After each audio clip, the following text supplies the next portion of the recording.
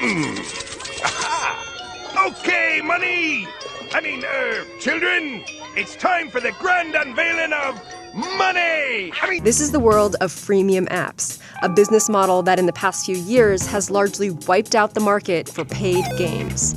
Now, game designers have to monetize the gameplay.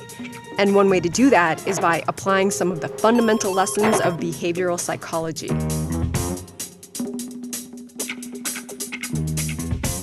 First thing these games do is set up a virtual currency so that it doesn't feel like you're spending real currency, even though you are. This is a variation on something we've known for decades, which is that people find it harder to spend money when they're paying in cash than if they're using a card. So when you pay cash for something, you see it leave your hands, and you get a very immediate sense of like how much your cash reserves have dropped, how much your wealth has dropped.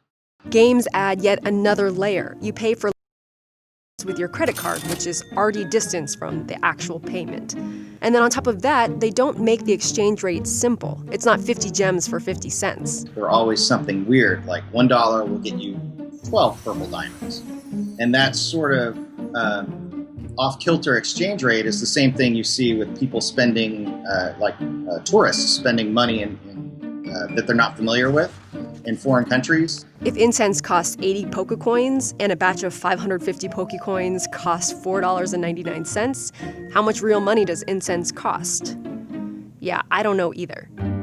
So you're spending money that doesn't seem real, and it only takes a second because the App Store already has your credit card. The whole payment process is designed to be painless. Other parts of the game, however, are designed to be painful.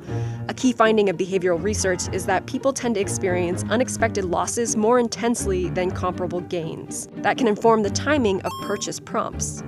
In Puzzle & Dragons, players progress through a dungeon before facing a boss, and if they die, they stand to lose all the rewards that they just earned.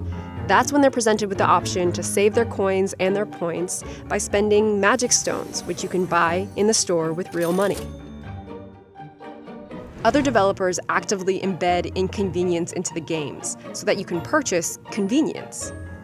In Clash of Clans and Game of War, everything you try to build has wait times that get progressively longer but are skippable for a price. So they build incentives to sort of remove pain points into the games. And then if they want that, then they have the incentive to insert pain points into the game. Ultimately, though, only a tiny percentage of players actually become payers. And a small percentage of payers are those so-called whales, people who will spend hundreds, sometimes thousands of dollars in the app.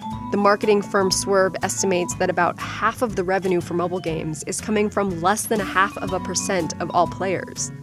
Which means that for some of these games, non-paying users, which is most people, are essentially pouring time into a game designed to hit the pain points of a small, susceptible group of players. If you're really having fun, that's great, but it might be worth rewarding games that find another way. As of now, the monetization in Pokemon Go is unobtrusive. It's kind of tucked away. And that lack of manipulation is a pretty good reason to buy some lure modules and some incense.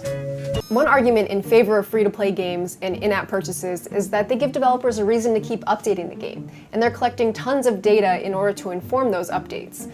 Things like where you get stuck, where you close the game, which features are most popular. All that data can help them keep making a game that you want to keep playing.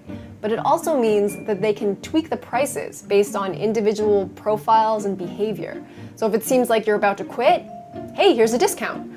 Or if you're the type of person that will spend a lot of money, maybe they bump up the prices a little bit. They can even look at how fancy your phone is and what country you live in and set the prices accordingly. According to one survey, 40% of game developers said that they were setting different prices for different players. But the survey was anonymous, and it's pretty hard to tell which games those are.